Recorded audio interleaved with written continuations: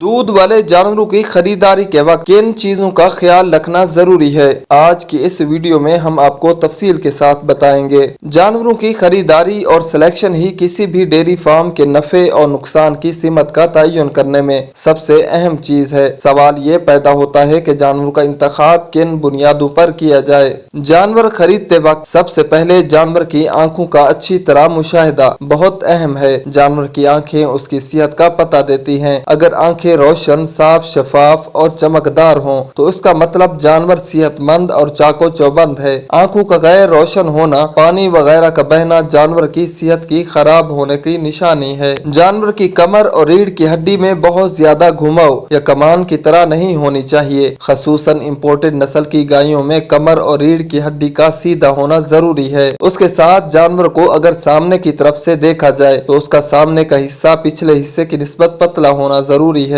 या सामने की निस्बत पीछे की साइड ज्यादा फैली हुई होनी चाहिए। जानवर की कोलू की हड्डी की तरफ से चौड़ा होना दूध की ज्यादा पैदावार और जानवर की फर्टिलिटी का एक नुमाया इशारा है। सर और गर्दन की आसानी के साथ हरकत और घुमाव वगैरह भी जानवर की सेहत के बेहतर होने की निशानी है। लंबी गर्दन जानवर की अच्छी नस्ल की पहचान है। हैवाना दूध की पैदावार में सबसे अहमियत का हामिल है और अक्सर बड़ा हैवाना दूध की ज्यादा पैदावार का जामिन नहीं होता। जानवर के इंतखाब करते वक्त इस बात का मुशाहिदा जरूरी है कि हैवाना ज्यादा लटका हुआ ना हो। हैवाने की चौड़ाई ज्यादा होनी चाहिए। हैवाना अच्छी तरह पेट के साथ जुड़ा होना जरूरी है। खून की शरियाने भी नुमाया हो। हैवाने में किसी भी किस्म की सूजन या सख्ती नहीं होनी चाहिए। हैवाने का रंग नॉर्मल हो, ज्यादा लाल या गुलाबी रंग किसी इन्फेक्शन का अंदिया हो सकता है। अगला अहम मुशाहिदा थनों का है। इसके लिए थनों के नीचे अपनी हथेली रखें। अगर चारों थन एक साथ हथेली को टच करें तो इसका मतलब सारे थन बराबर हैं। छोटे साइज के थनों को हरगिज तरजीह न दी जाए। इसके साथ थनों में बराबर फासला, थनों का लचकदार और नेचुरल कलर का होना सेहतमंद हैवाना और अच्छे जानवर की निशानी है।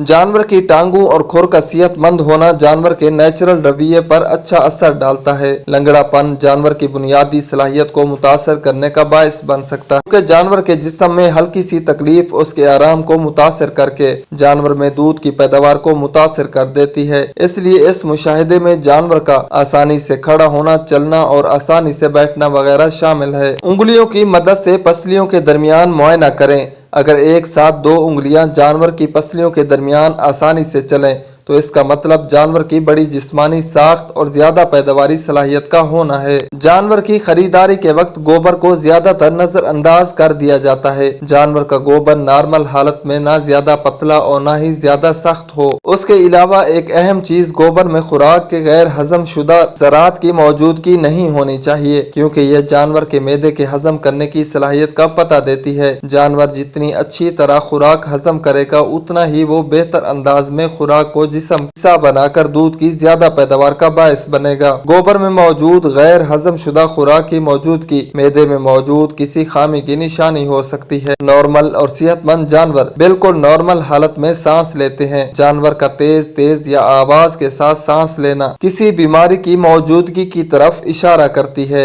जानवर की खाल की बारीकी ज्यादा दूध देने वाले जानवरों की निशानी है। इसके साथ साथ खाल का चमकदार और सेहतमंद होना जानवर की अच्छी सेहत को जाहिर करता है। अगर जानवर की खाल की बारीकी जांचनी मकसूद हो तो उसकी दुम को निचली तरफ जहां से बाल शुरू होते हैं वहां से मोड़ कर देखें। दुम का आसानी से ज्यादा मुड़ना खाल की उतनी ही ज्यादा बारीक होने की अलामत है। दांतों और मसूड़ों की अच्छी सेहत और नेचुरल रंग सेहतमंद जानवर की निशानी होती है। दुम का बारीक और लंबा होना भी एक अच्छे जानवर की निशानी होती है।